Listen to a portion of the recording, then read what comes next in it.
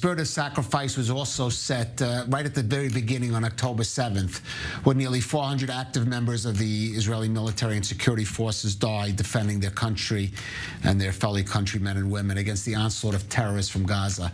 Among them was Sergeant Tomer Leibovitz, just 19, who served in the Tank Corps 75th Armored Battalion.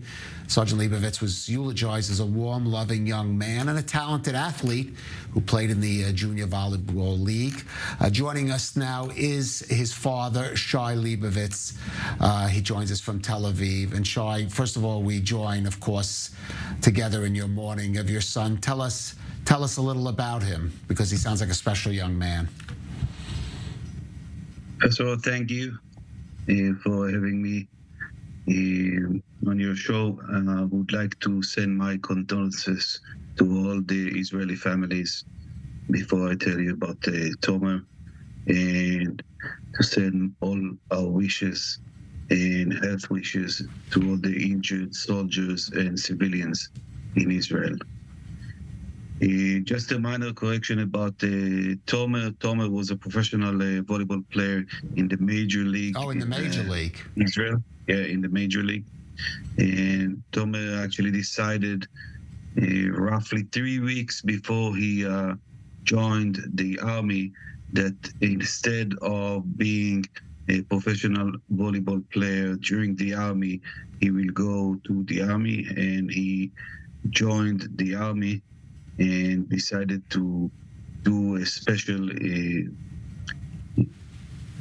thing in the army.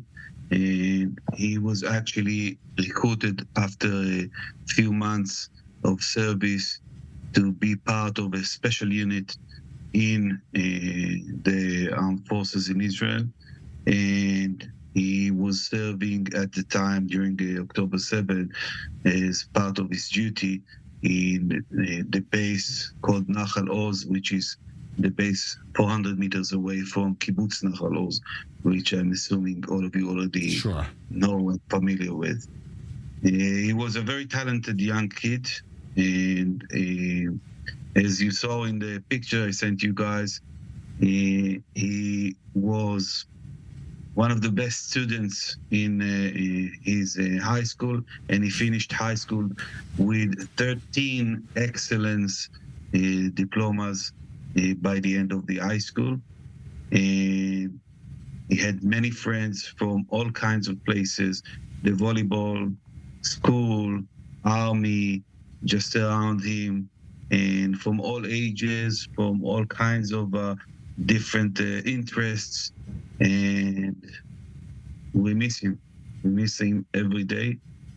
He was always with his smile on his face, as you can see in all his pictures, always smiling, always telling jokes.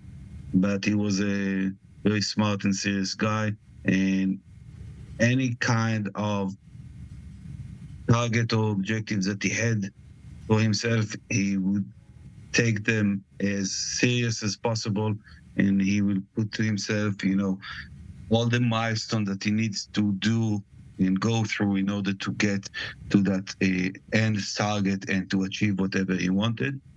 And by the way, these two dogs that you see in the image are two puppies that he brought home just a week before he was killed in battle on October 7th. And these two puppies were from his base. He brought them home and we adopted them. And he called one of them Tank, and the other one he called Ace. Tank because of one of his special vehicles that he was in during his service. And Ace is from the volleyball. It's a term from volleyball. And we have them here at home. They're not at this size anymore. They are huge now. They're 4.5 months old, still puppies, but already very, very big. And he was big as well, so it fits the agenda of Tomer. So we have like a live-in instructions from Tomer day by day to take care of the puppies as well. Oh, that's nice to hear. Shay, let me ask you, on a weekend like this, you made reference to it. We've been reporting it in the studio when we've had some other more than a dozen other families joined that circle, that unfortunately growing circle of those who have seen their children fallen in combat. What can you say now? You've been now living with this now for over 2 months. Do you have any words for speak to the greater public, to the not those families, but also to the public as well, that is kind of in mourning and is dealing with the situation that you had to deal with? You had to be in that first wave of people to deal with this reality. Yes, we faced the first wave, and what I can share with other families and with the public is that the pain is not going away. The pain will stay with us forever. This huge hole that we have in our hearts is not going to heal, not soon and not later. This is something that we need to learn how to live with. And we need to continue with our lives. We need to live, but we need to learn how to live with it.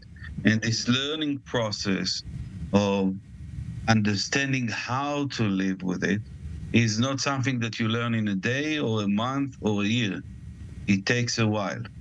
We, both me and Karen and our daughters, we are meeting with other families. We're always in touch with soldiers from his special unit and from other units, friends of his that are serving in other places. We're making sure that they remember that the most important thing that Tomer believed in is that we continue to smile, dream, and achieve whatever we set as a target. And in order to do so, we need to make sure that we stay focused and we do it step by step, day by day. It's not something that you can take a pill and it will vanish. This is something that we need to learn to process and to understand how to live with it as part of our lives. It's like we're reborn now with this huge hole in our hearts, and we need to continue and learn day by day, year by year, and it will change across the years. Sometimes it will be harder, sometimes it will be easier, but it's not going to go away. Right. And as far as for,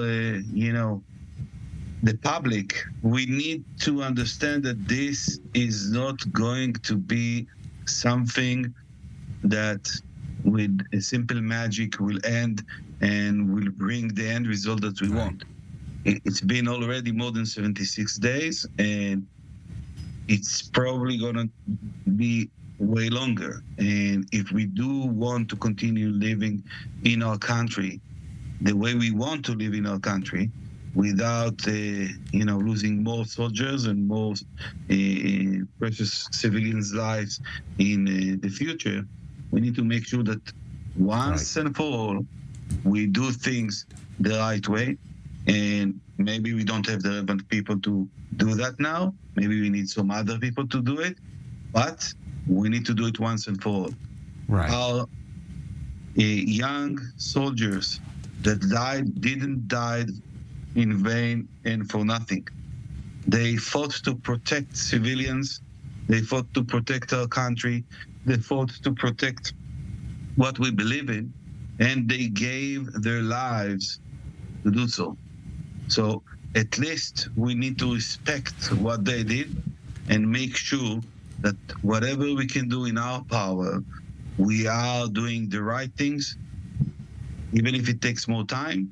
And we need to make sure that whatever we do, we make it in a smarter way, so we don't, count more dead soldiers or civilians in the future. All right. Well, those certainly, I think those words that have to be said, and they have to be absorbed by the rest of Israeli society and by the leadership as well. Shay, we certainly join you in the mourning of your son, Tomer. Sounds like, as I said before, he was a very special young man. Zichron Levracha, may his memory be a blessing. And thank you so much for joining us on I-24 News to speak about him. Thank you very much, and hope for better days. I hope for better days. Thank you for joining us.